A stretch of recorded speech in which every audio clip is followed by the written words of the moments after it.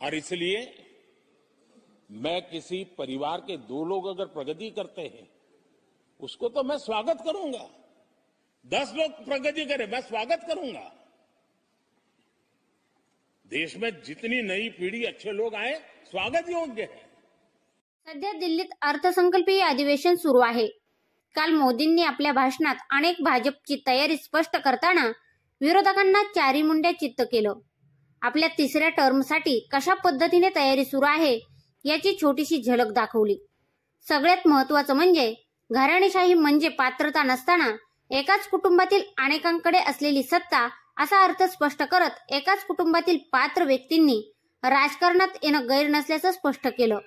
मोदींच्या या भाषणामुळे नगर जिल्ह्यातील विखे विरोधकांना मात्र चांगलीच चपराक बसली। मोदींच्या कालच्या भाषणाबाबत आमचा हा स्पेशल रिपोर्ट। नमस्कार, मी गायत्री आणि आपण पाहत आहात नगरी पंच। नगरी राजकारणाचं निर्भीड आणि सडेतोड विश्लेषण।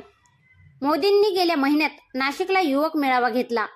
त्यात युवकांना राजकारणात येण्याचे आवाहन करत घराणेशाहीचा मुद्दा उपस्थित केला।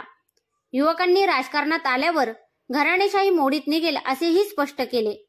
मोदींच्या या वक्तव्याचे पडसाद चांगलेच उमटले। काँग्रेस, राष्ट्रवादी, शिवसेना तसेच भाजपमध्येही अनेक राजकीय घराणी पिढ्यानपिढ्या पदे उपभोगतायत। मोदींच्या या वक्तव्यानंतर भाजपमध्ये एकाच घरात अनेकांना तिकीट मिळणार नसल्याचं भांडवल करत विरोधकांनी नगर जिल्ह्यातील विखेंविरोधात अनेक चर्चांना उधाण आणलं। महसूल मंत्री राधाकृष्ण विखेंच्या घरात आता विद्यमान खासदार सुजय विखेंना तिकीट मिळणार की नाही या चर्चा सुरू झाल्या। युतीत सत्तेत असणाऱ्या जिल्ह्यातील दिग्गजांनीही विखेंना शह देण्याचा प्रयत्न केला।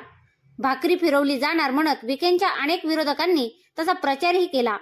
मात्र काल पंतप्रधान मोदींनी घराणेशाहीची व्याख्या पुन्हा एकदा सांगत विखेंच्या तिकिटाचा मार्ग जणू सुकरच केला।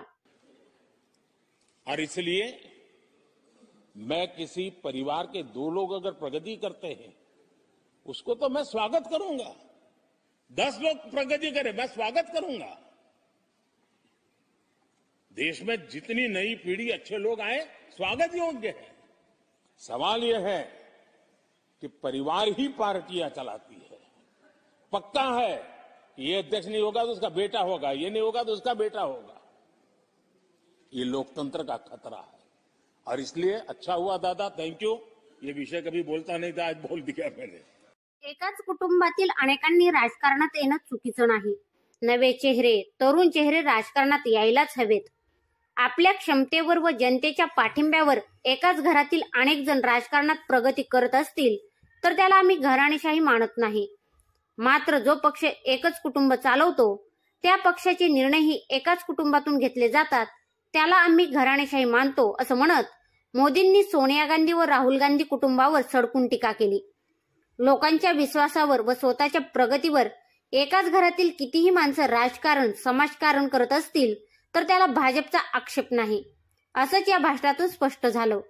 मोदींच्या याच भाषणांमुळे डॉक्टर सुजय विखेंचं तिकीट फिक्स झाल्याचं समजण्यास हरकत नाही।